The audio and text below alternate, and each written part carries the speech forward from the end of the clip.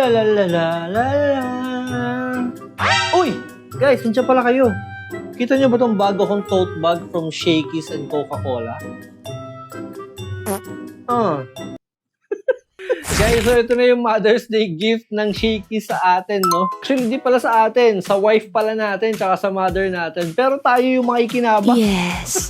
Tayo yung makikinabang dahil alam nyo na yan, no? Gustong-gusto natin itong mga to. Mukha niya, yung Trader Joe's na tote bag na pinakita ko dun sa isang video. Tapos kung hindi kayo nakakuha nito, guys, sorry na lang kasi May 10 lang yung availment nito, no? Nung mismong Mother's Day. And malungkot din tayo ng konti kasi nga gusto rin natin yung red sana. Nagulat tayo na black yung binigay sa atin. Akala ko nga niloloko lang nila tayo. Yung pala kada branch, hindi pala pare-parehas ang binibigay, no? Doon sa branch na napuntahan namin, sa may SM Fairview, ito yung binigay sa amin. Coca-Cola na black. Tapos in comparison doon sa Trader Joe's natin, papakita ko na lang din sa inyo since nandito pa naman yung Trader Joe's natin.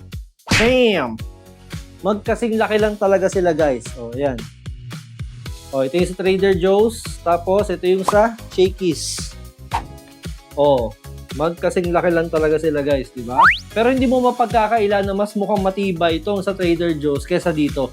Pero pwede na, good enough kasi libre mo lang din naman nakuha to, 'di ba? Kumain ka lang ng worth 1,500 pesos, nagkaroon ka na ng ganito. So not bad, baby. So guys, kayo ba? Sinwerte din ba kayo? Kumain din ba kayo sa Shakey's no Mother's Day?